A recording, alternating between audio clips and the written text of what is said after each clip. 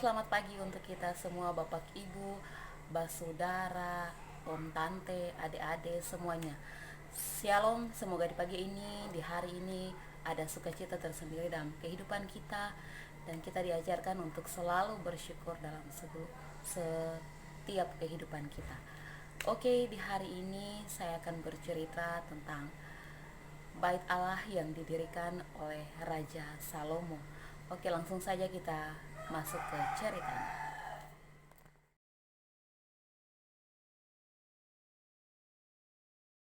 Oke adik-adik, sesuai dengan cerita kita di hari ini tentang Salomo membangun Bait Allah, referensi pembacaannya ada terdapat di dalam pertama Tawari 28 ayat 9 sampai 21, 1 Raja-Raja 5 ayat 1 sampai 18, 2 Tawari 6 ayat 12 sampai 42, dan 2 Tawari 6 ayat 2 Tawari 7 ayat 1 sampai 5, dan 1 Raja-Raja 2 ayat 9 sampai 13. Langsung saja kita ke ceritanya.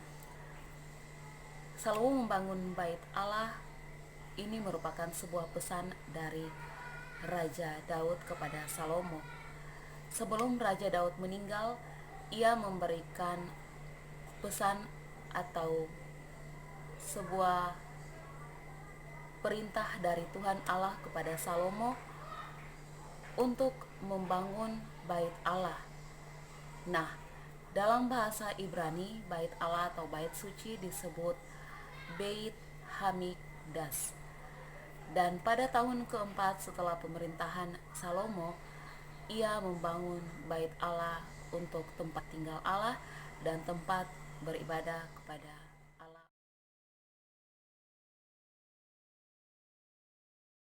Pembangunan Bait Allah yang dilakukan Salomo di Yerusalem, pembangunan Bait Allah tersebut memakan waktu yang sangat lama. Butuh 7,5 tahun untuk menyelesaikan Bait Allah tersebut, dan puluhan ribu orang yang bekerja di sana membutuhkan banyak sekali uang untuk membangun bangunan atau Bait Allah tersebut, dan kemudian banyak perak dan emas yang dipakai untuk pembangunan Bait Allah. Bait Allah dibangun di utara dari kota Daud. Bait Allah yang didirikan oleh Salomo merupakan Bait Allah pertama agama Yahudi kuno yang terdapat di Yerusalem. Nah, bait ini selesai pada abad ke-10 sebelum Masehi dan dihancurkan oleh tentara Babilonia atau tentara Babel pada tahun 516 sebelum Masehi.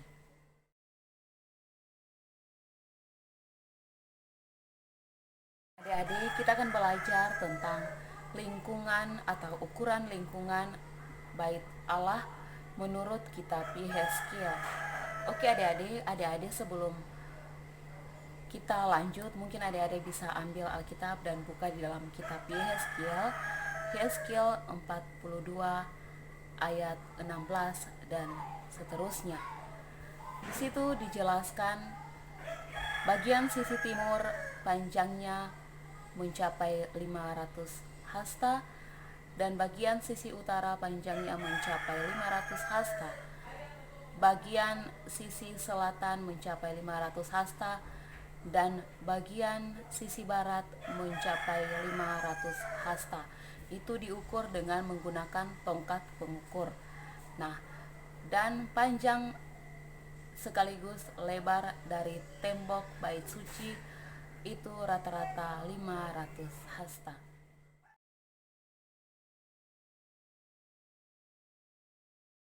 Nah, adik-adik, di dalam Bait Allah terdapat dua ruangan.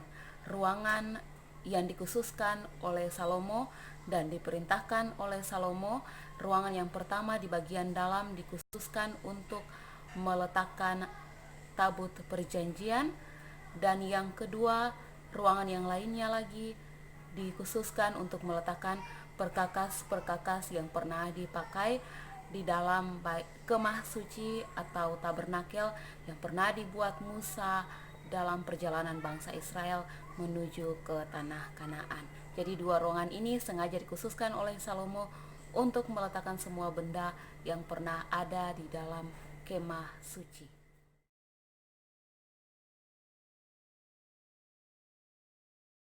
Selesailah sudah pekerjaan pembangunan bait Allah yang dibuat oleh Salomo, adik-adik.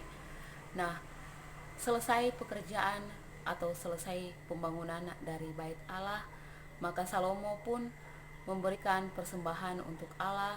Dia menata semua korban persembahan di atas mezbah bakaran, dan Salomo berlutut di depan bait Allah dan dia mulai berdoa.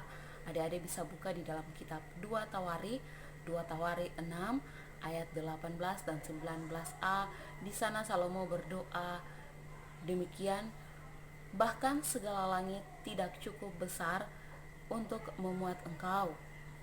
Terlebih lagi rumah yang kudirikan ini, maka berpalinglah, dengarlah doaku.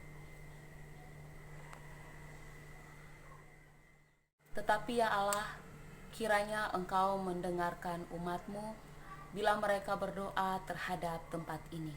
Itulah salah satu atau beberapa ayat yang disampaikan dari doa Salomo kepada Tuhan Allah atas semua rasa syukur, atas semua rasa sukacita yang dia rasakan dalam kehidupannya.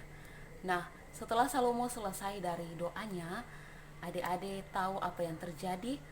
Api pun turun dan membakar habis semua korban-korban binatang yang dipersembahkan oleh Salomo di atas mezbah bakaran tadi. Itu tandanya, adik-adik tahu, itu tandanya bahwa Allah senang dengan pemberian dari Raja Salomo, atau Allah senang dengan persembahan yang diberikan oleh Raja Salomo. Dan seketika itu juga ada cahaya yang begitu terang menutupi atau memenuhi bait Allah tersebut di mana Salomo berada, dan korban-korban tadi dibakar habis oleh api yang turun. Dan semua itu terjadi karena Allah begitu senang dengan persembahan yang diberikan oleh Raja Salomo.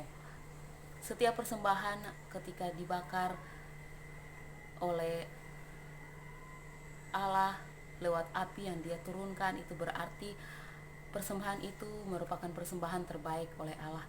Dan setiap persembahan yang diberikan dari hati yang paling tulus, persembahan berupa diri kita kepada Allah, maka Allah akan menerima itu, dan itu dapat mendatangkan berkat tersendiri dalam kehidupan kita.